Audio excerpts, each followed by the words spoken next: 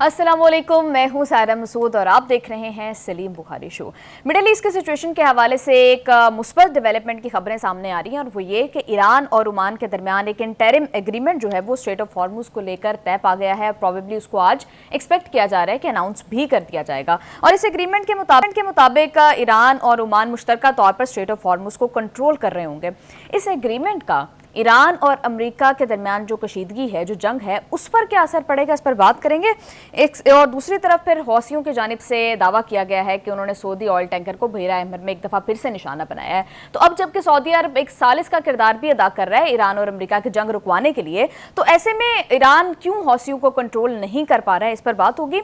और दूसरे सेगमेंट में विल टॉक अबाउट अमेरिका और पाकिस्तान के दरमियान दहशतगर्दी के खिलाफ जो ताउन है उसको मजीद मजबूत बनाने पर इतफाक किया गया है और मुज़ाकरात के प्रोबेबली चौथा दौर जो है वो हो चुका है। तो क्या जो काउंटर टेररिज्म ऑपरेशंस पाकिस्तान कर रहा है उसमें किस हद तक ये ताउन कहाँ तक जा सकता है और कितनी हेल्प करेगा, इस पर बात करेंगे। और आखिर में यौम इस्तिसाल कश्मीर के हवाले से थोड़ी बात होगी। So let's move towards Salim Bukhari साहब। असल कैसे हैं आप? जी वालेकुम सलाम सायरा, आप कैसी हो? मैं बिल्कुल ठीक ठाक हूँ बुखारी साहब। डोनाल्ड ट्रंप जो है वो दावा कर रहे हैं कि स्ट्रेट ऑफ हॉर्मुज जो है वो कल खुल जाएगी और ईरान किसी सूरत जौहरी हथियार नहीं बना सकता। तो वो क्या कह रहे हैं, हमारा रिचुअल बन चुका है कि उनसे ही हम। जी बिल्कुल बुखारी साहब, फिर वही बात कि वो कह रहे हैं कि वर्ल्ड वॉर 2 के बाद का सबसे बड़ा हमला करने के लिए अमेरिका तो तैयार बैठा था, फिर ईरान ने रिक्वेस्ट की कि प्लीज़ बात कर लें, तो फिर हमने कहा चलो बात कर लेते हैं। तो बुखारी साहब, आपको लग रहा है कि डोनाल्ड ट्रंप अब एक डील के मूड में नजर आ रहे हैं और किसी भी सूरत वो मुआहिदा करने के लिए तैयार हैं? देखिए दो बातें इस हवाले से की जा सकती हैं। पहली बात तो ये है कि ये तो उन्होंने देख लिया है कि मिलिटरीली ईरान के साथ कोई ऐसी सूरत हाल पैदा नहीं हो सकती जहां अमेरिका जो डिक्टेट करे ईरानियन लीडरशिप वो मान ले। लिहाजा उनकी तरफ से अब सफारती सतह के ऊपर जो कोशिशें हो रही हैं, जिस तरीके से सालसी की एफर्ट्स हम देख रहे हैं, अभी आपने जिक्र किया कि उसमें पाकिस्तान भी शामिल है, उसमें सऊदी अरेबिया शामिल है, उसमें कतर शामिल है, और साइड लाइन के ऊपर वो सालसी की कोशिशें जो हैं वो जारी हैं कि अमेरिका और ईरान के बीच कोई एक हतमी मुआहिदा तय पा जाए जिससे इस खित्ते में और इस मशरिक़ वस्ता के इलाके में अमन कायम हो।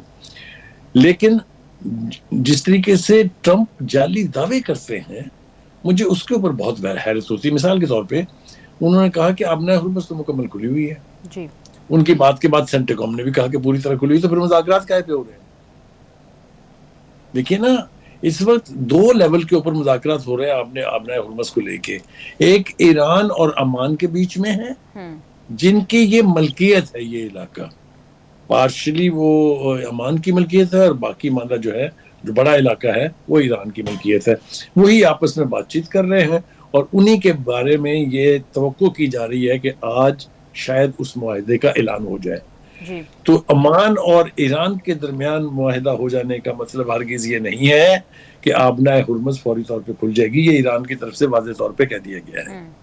लेकिन ये जो मुआहिदा हो रहा है ईरान और अमान के बीच, अगर ये हो जाता है तो ईरान की बहुत से वो मुतालबात जो आबना हुर्मुज़ को लेके थे वो तस्लीम कर लिए जाएंगे। यानी अगर ओमान और ईरान इस नतीजे पर पहुंचते हैं कि एक हतमी एग्रीमेंट हो जाता है, तो चूंकि ये पानी जो इनके इलाके से गुजर रहे हैं ये उनकी मलकियत हैं, लिहाजा जो भी वर्केबल सोल्यूशन होगा और दोनों तफरीकान उसके ऊपर अमल करेंगे, तो फिर तीसरा कोई मामा नहीं आ सकता बीच में। समझने की कोशिश करें इसको। जी बिल्कुल। This agreement between Oman and Iran is vital. It will establish के इस इलाके के ऊपर हक मलकियत किसका है। जब ये तय हो जाएगा, ये मुआहिदा हो जाएगा, तो फिर मुझे बताइए कोई भी गैर मुल्की यानी मदाखलत की गुंजाइश बाकी रह जाती है? उन सबको फिर उनसे डील करना पड़ेगा। तो एक तो ये बात हमें समझ लेनी चाहिए कि आबनाए हुर्मुज़ को लेके एक गुफ्तगू का लेवल जो है वो ईरान और ओमान के बीच है और दूसरा जो है अमेरिका और ईरान के बीच है। जो ट्रंप की बात आपने की जिसमें उन्होंने दावा किया कि वो कल खुल जाएगी, वो परसों खुल जाएगी, 3 दिन से वो कह रहे हैं कि खुल जाएगी और वो लगता नहीं है कि वो खुलेगी, क्योंकि वो बड़े बड़े जाली दावे करने के मास्टर हैं। अभी उन्होंने एक और बात भी कही है, उसकी वजाहत थोड़ी सी जरूरी है। उन्होंने कहा कि ईरान ने इल्तिजा की मुझसे, बहुत मुअद्दब तरीके से कहा कि मुज़ाकरात हमसे करें, हम बातचीत करने के लिए तैयार हैं। लेकिन कभी भी उन्होंने, ये मेरा ख्याल है कोई तीसरी चौथी दर्जन मरतबा है कि उन्होंने इस तरह का दावा किया है ईरानियन को लेके, लेकिन कभी नाम नहीं बताया उन्होंने। कभी ये मुनासिब नहीं समझा कि वो ये बता दें کہ یہ آپ سے جس نے درخواست کی ہے اس شخص کا نام کیا ہے. جی تو کہنے کا مطلب یہ ہے کہ وہ اپنی سیلف سیٹسفیکشن کے لیے کہہ لیجئے یا اپنا جو انٹرنل پریشر ہے اس کو ریلیز کرنے کے لیے اس طرح کے بلند بانگ دعوے کرتے ہیں، لیکن ان کی زمینی حقیقت کوئی نہیں ہے. ٹھیک ہے جی. اب آ جاتے ہیں ہم واپس. قطری، سعودی اور پاکستانی حکام جو ثالثی کر رہے ہیں وہ ان مذاکرات کے نتیجے میں امریکہ اور ایران کے بیچ سیز فائر کہہ لیجئے، آپ امن قائم کرنا کہہ لیجئے، جو بھی نام آپ اس کو دے لیں، وہ کوششیں بھی بہت تیزی سے شامل ہیں. بالکل. اور اس میں ایک بات اور ایڈ کر دوں کہ جو پاکستان کے ایمبیسڈر ہے رشیا میں، جی ان کا بھی ایک بیان ہمارے سامنے رکھا ہوا ہے. ہم نے ڈسکس بھی کیا تھا پروگرام کا آغاز کرنے سے پہلے.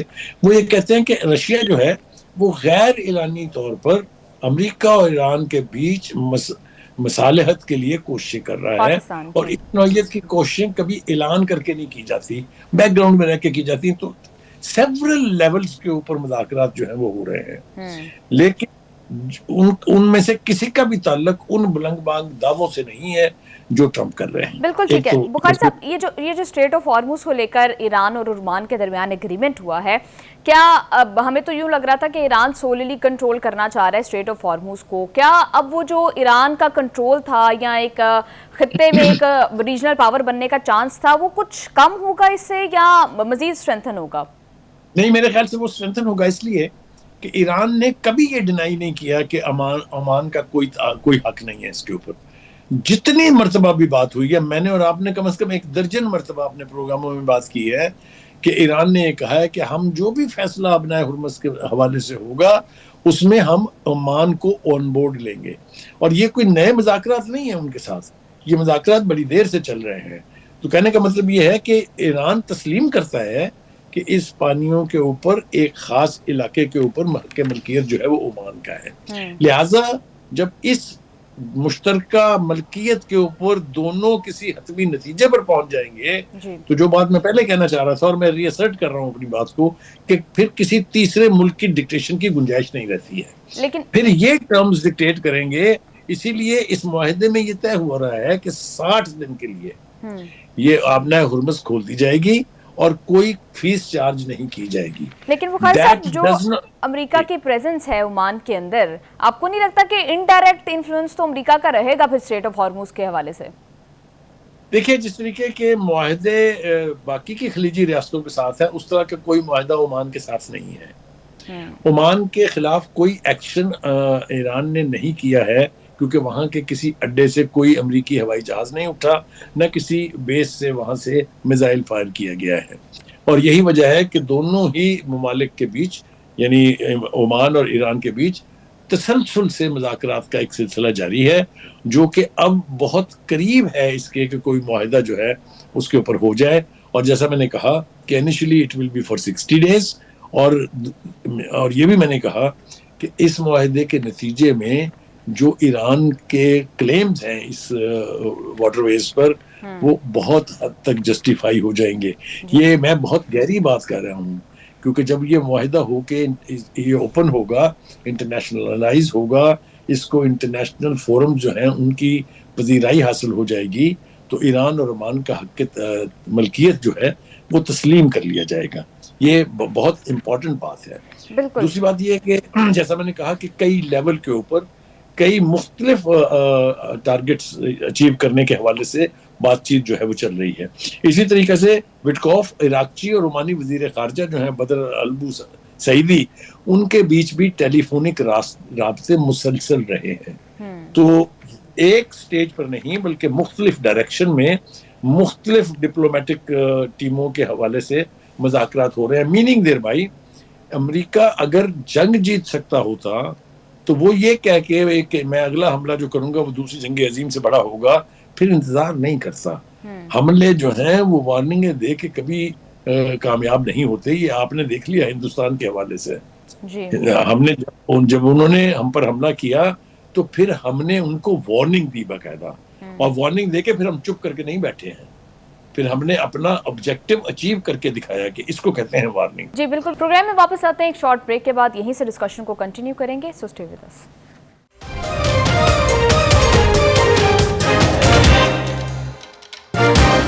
Welcome back to the show.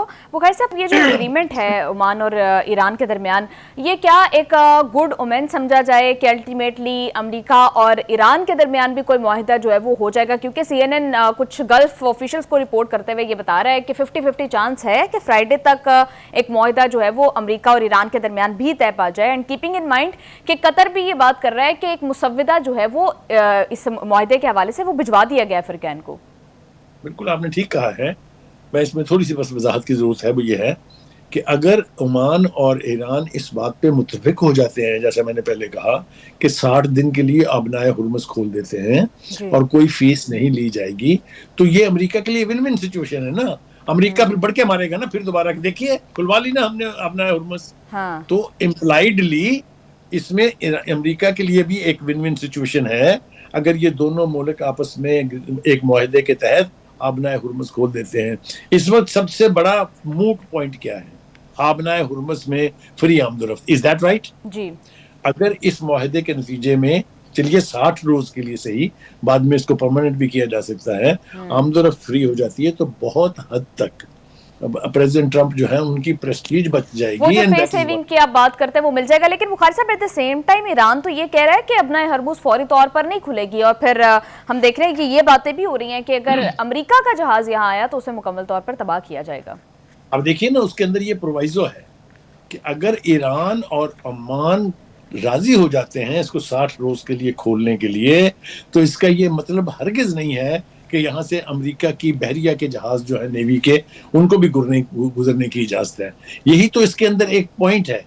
वो ये कहते हैं कि तिजारती जहाजों को हम इजाजत दे देंगे, लेकिन इसका कतन ये मतलब नहीं है कि यहाँ पर अमेरिकी अफवाज जो है वो इसको थॉरोफेयर समझ के चहलकदमी करते रहें। और मैं समझता हूँ कि ये बात बहुत हद तक ठीक भी है। दूसरी बात यह है कि जैसा मैंने कहा, ईरान ने ये इसलिए कहा है कि इस मुआहदे के नतीजे में फौरी तौर पर ये नहीं खुलेगी, क्योंकि वो ये कह रहे हैं कि इसका ज्यादातर दारोमदार जो है वो अमरीकी रवैये और ईरान के खिलाफ जो जंगबंदी की खिलाफ वर्जियां कर रहा है अमरीका, उसमें कमी या खत्म करने के साथ मुंसलिक है। यानी देयर इज ए प्रोवाइजो कि अगर अमरीका बिहेव करेगा इस मुआहदे के बाद, जब ये 60 दिन के लिए खुलेगी, तो ही ये जारी रहेगा। अगर अमेरिका का रवैया तब्दील होता है, अमेरिका वहां पर अपने बहरी जहाज लेके आता है, तो ये मुआहिदा सस्पेंड हो जाएगा। आई थिंक इस हद तक तो ईरान और ओमान दोनों जस्टिफाइड हैं। बिल्कुल ठीक है। बुखारी साहब, एक और मामला के शुरू से ईरान का बड़ा कंसिस्टेंट स्टांस रहा है कि स्ट्रेट ऑफ हॉर्मुज़ पर सिर्फ 2 ही मुल्कों का कंट्रोल हो सकता है, ईरान और ओमान। और जो बारूदी सुरंगों की क्लियरेंस के हवाले से बात होती थी तो ईरान हमेशा ये कहता है, और MOU में भी बिलखसूस इसको शामिल किया गया, कि वो जिम्मेदारी सिर्फ ईरान की होगी। अब कुछ खबरें आ रही हैं कि ईरान जो है वो यूरोपियन कंट्रीज को इस काम के लिए शामिल करने पर एग्री हो रहा है। It's a very intelligent move by the Iranians, कोई दो राय नहीं है इसके बारे में। देखिए, यूरोप जो है इस जंग को लेके अमेरिका से आइसोलेट हो चुका है, लेकिन वो मुतासर तो हो रहा है ना, क्योंकि यहाँ से तेल नहीं जा रहा उनको। मैं समझता हूँ कि अमेरिका ईरानियन रवैये में एक तब्दीली आई है कि जो यूरोपीय ममालिक हैं उनको अब इसके अंदर शामिल किया जाए, और स्टार्ट एक बहुत रिस्पेक्टेबल स्टार्ट चाहिए होता है ना, ताकि प्रेस्टीज का लॉस भी ना हो। लिहाजा वो अब खुद से इनवाइट कर रहे हैं उनको कि आइए मिलके इसकी जो बारूदी सुरंगें हैं उसको साफ करते हैं। इसको कहते हैं सॉफ्ट इंडक्शन। हाँ जी। तो अगर इस वक्त वो आ जाएंगे, अमेरिका को देखिएगा इससे बहुत तकलीफ होगी। तो कहने का मतलब ये है कि इस वक्त ईरानियन डिप्लोमेसी जो है वो कई डायरेक्शन में काम कर रही है और उसको कामयाबियां मिल रही हैं। ओमान के साथ मुआहिदा हो जाता है, इट्स अ बिग अचीवमेंट। मगरबी ममालिक जो हैं वो शामिल हो जाते हैं, वेस्टर्न कंट्रीज और खासतौर से यूरोप की countries, it's a big achievement. So ये मल्टी डायमेंशनल गेम प्लान इस वक्त ऑन है।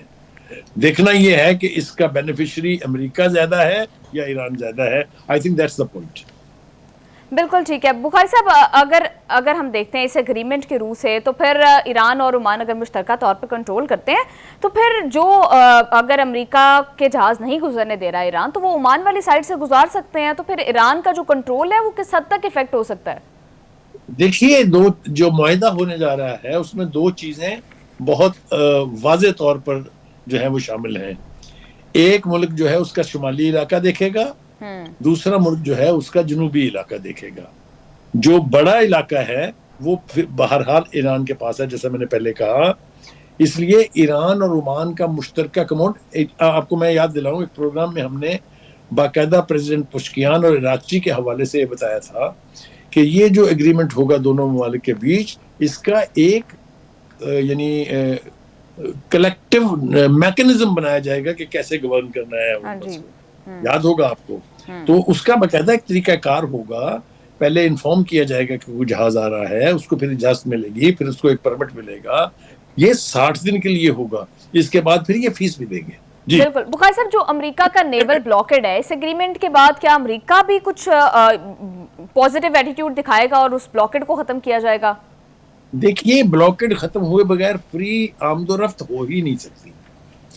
یہ آپ نے پہلے بھی دیکھ لیا، امریکہ نے بھی کر کے دیکھ لیا ہے، میں نے آپ نے بھی دیکھا ہے کہ اگر جہاز باہر 400 کلومیٹر دور امریکہ روک رہا ہے تو ادھر سے گزرنے والا کوئی جہاز باہر نہیں جا رہا. یہی تو وجہ تھی کہ 1000 کے قریب جہاز جو ہے، بلکہ 1000 سے بھی زیادہ جہاز پھنسے کھڑے تھے.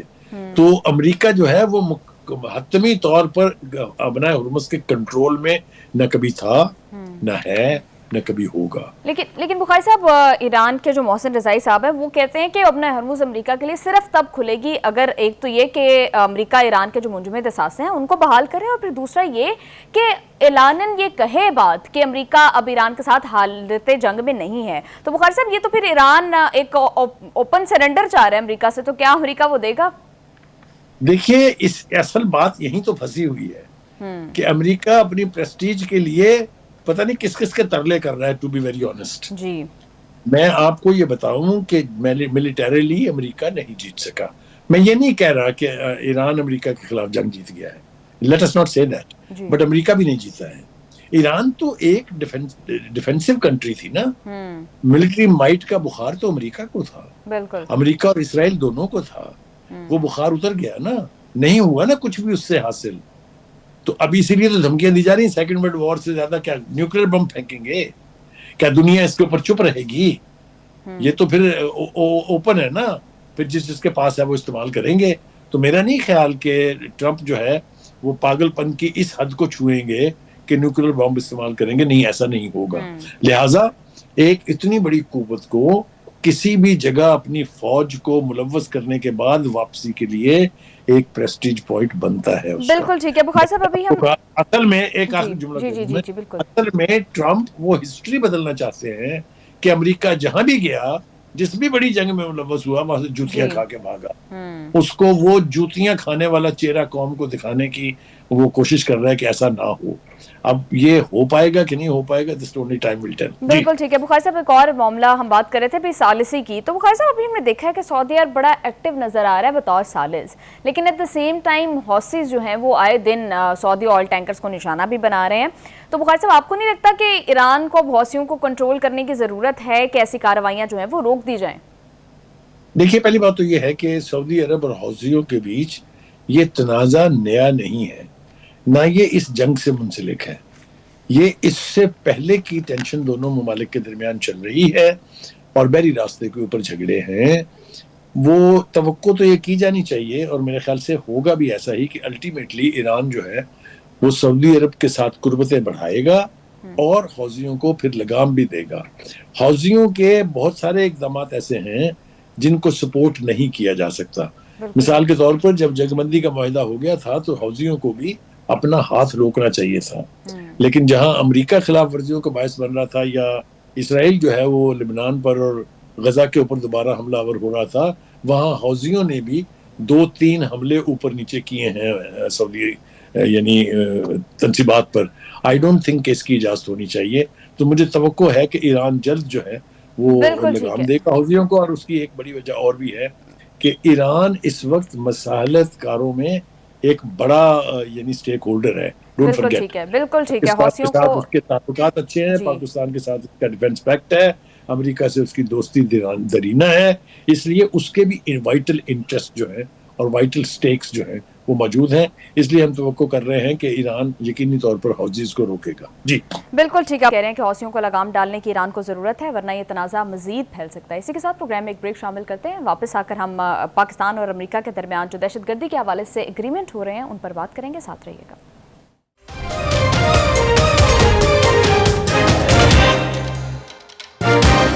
Welcome back to the show. Bukhari साहब, पाकिस्तान और अमेरिका के दरमियान दहशत गर्दी के खिलाफ ताउन बढ़ाने पर जो इत्तफाक हुआ है, आपको क्या लगता है ये ताउन किस हद तक जा सकता है? क्या सिर्फ इंटेलिजेंस शेयरिंग तक महदूद रहेगा या फिर वेपन्स प्रोवाइड करने तक, ट्रेनिंग प्रोवाइड की जा सकती है? पाकिस्तानी जो आर्म्ड ऑफिशियल्स हैं, कहाँ तक जा सकती है ये बात? देखिए, मेरे ख्याल से ये मामला बहुत सीरियस है, इसको हम लोग लाइट नहीं ले सकते हैं। बहुत सीरियस नेगोशिएशन जो हैं वो हो रही हैं अमेरिका में। ये चौथा राउंड है बातचीत का इस हवाले से दहशतगर्दी को लेके। हमारे और अमेरिका के कुछ दुश्मन मुश्तरक हैं। देखिए, जो इस वक्त तंजीमात काबुल रजीम की नाक के नीचे परवान चढ़ रही हैं, जिनमें दाइश खुरासान है, जिसमें अलकायदा है, जिसमें टीटीपी है, और हिंदुस्तान और अफगानिस्तान मिलकर जिसको सपोर्ट कर रहे हैं, उसमें BLA शामिल है। तो आप देख लीजिए ना, ये मुश्तरका दुश्मन है ना। दूसरी बात यह है कि खुद अफगान रजीम जो है, जो अफगान तालिबान रजीम है, उसने इस मंजिल को हासिल ही किया था अमेरिका से नफरत की बुनियाद पर। जी। तो यही वजह है कि वो अमेरिका के खिलाफ इन तमाम कुव्वतों को स्ट्रेंथन कर रही हैं। हमने भी उन पर एहसान किया था, अमेरिका भी यहाँ से सब कुछ छोड़ के गया था, लेकिन अफगान कौम जो है वो पता नहीं क्यों इस बात के ऊपर अफगान रजीम तुली हुई है कि उन्होंने साबित करना है कि अफगान रिलायबल नहीं है, अफगान एहसान फरामोश हैं, अफगान मोशन कुश हैं। ये सब कुछ उनके रवैयों से साबित हो रहा है, विच इज वेरी अनफॉर्चुनेट। दूसरी बात यह है कि एक तरफ तो अमेरिका जो है, अगर आपको मैं याद दिलाऊं तो इक़्तिदार में आने के फौरन बाद ट्रंप ने कहा था कि हमें अफगानिस्तान से बागराम एयरबेस वापस चाहिए।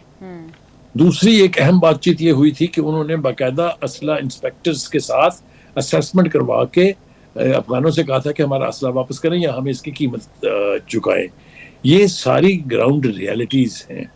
इसलिए पाकिस्तान के अलावा कोई दूसरा मुल्क अमेरिका के साथ ना ताउन कर सकता है, ना उन ऑब्जेक्टिव्स को अचीव करने के लिए ममदू और मोमन साबित हो सकता है। ये आपने बड़ी अहम बात की, आपने बात की कि मुश्तरका दुश्मन है कुछ पाकिस्तान और अमेरिका के इस रीजन के अंदर। तो बुखारी साहब, जब हम इन तंजीमों की बात करते हैं और आपने ही कहा कि इन तंजीमों का स्पॉन्सर भारत है, तो क्या अमेरिका भारत को किसी तरीके से प्रेशराइज कर सकता है कि वो ये हरकतें जो है वो ये बंद कर दे? देखिए, हमने देखा कि भारत और अमेरिका के बीच इसी ट्रंप के होते हुए ताल्लुकात बहुत कशीदा भी रहे हैं। वो अगर आपको टैरिफ के हवाले से मैं याद दिलाऊं तो एक कोल्ड वॉर थी बिटवीन द टू कंट्रीज। वो तो चूंकि वहां पर भी जिस तरीके से इसराइली लॉबी बहुत स्ट्रांग है, इसी तरह से वहां पर इंडियन लॉबीज कार्कस की सूरत में जो वहां मौजूद हैं, वो बहुत पैसा इन्वेस्ट करते हैं वहां पर हिंदुस्तान के मुफादात को आगे बढ़ाने के लिए।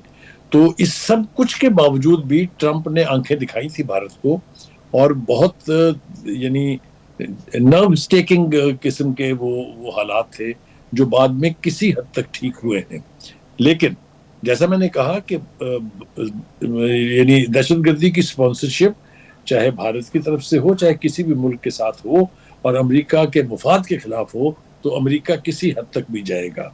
अमेरिका को ये मालूम है कि अफगानिस्तान में जन्म लेने वाली और पनपने वाली इन कुव्वतों को कंट्रोल करने के लिए अगर कोई उसकी मदद कर सकता है तो उसका नाम पाकिस्तान है।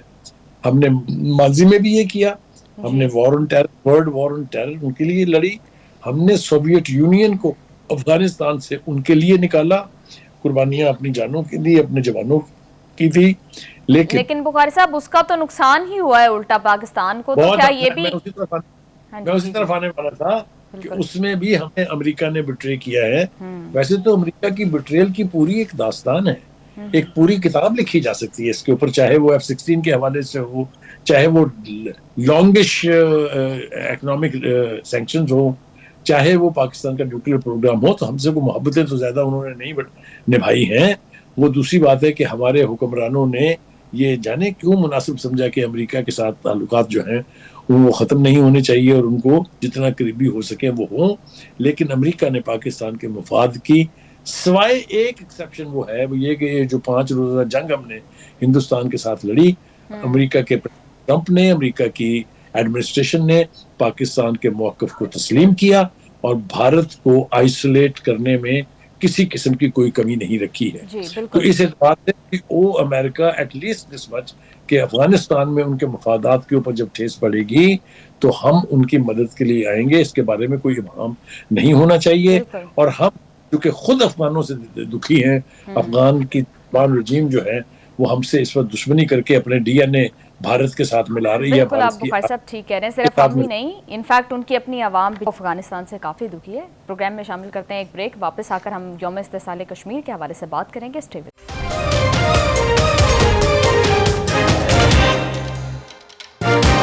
ویلکم بیک ٹو دا شو.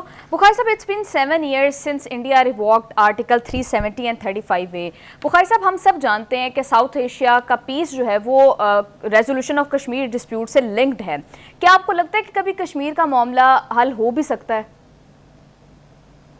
دیکھیے پہلی بات تو یہ ہے کہ جو 5 اگست 2019 کو ان آرٹیکلز کو ریووک کرنے کے نتیجے میں بھارت نے ہڑپ کرنے کی کوشش کی اس مقبوضہ کشمیر کو، وہ انٹرنیشنل لاز کی خلاف ورزی ہے. اگر میں آپ کو بتاؤں کہ پچھلی 7 دہائیوں سے زیادہ عرصہ گزر چکا ہے کہ کشمیر کا ڈسپیوٹ جو ہے وہ پاکستان یونائٹڈ نیشن کی سیکورٹی کونسل کے ٹاپ ایجنڈا کا حصہ ہے. لہذا اس کے ہوتے ہوئے جب یونائٹڈ نیشن جیسا ادارہ مقبوضہ کشمیر کو ڈسپیوٹڈ ٹیریٹری تسلیم کرتا ہو، اس کو اپنے ساتھ الحاق کر کے شامل کر لینے کا، ضم کر لینے کا رائٹ کسی کے پاس نہیں ہے. تو یہ بدترین مثال ہے ریاستی دہشت گردی کی، اور میں سمجھتا ہوں کہ اس سے کشمیریوں کے بیچ نفرت میں اضافہ ہوا ہے ہندوستان کی، اور وہاں پر کرفیو زدہ صورتحال میں کشمیری رہ رہے ہیں. کوئی چیز نارمل نہیں ہے. یونائٹڈ نیشنز کے بیچ کئی مرتبہ، چاہے آپ بھٹو صاحب کی وہ فیمس تقریر لے لیجئے یا اس کے بعد سے جب بھی ہمارے پرائم منسٹر وہاں گئے ہیں، انہوں نے اس کو اجاگر کرنے کی کوشش کی ہے. پوری دنیا میں واضح اکثریت کے طور پر پاکستان کے کشمیر پر موقف کو تسلیم کیا جاتا ہے. اور میں یہ بتاؤں آپ سے کہ ہندوستان نے ایک مرتبہ یہ سازش کی تھی کہ یو این سیکورٹی کونسل کے ایجنڈے سے کشمیر ڈسپیوٹ کو ہٹوا دیا تھا.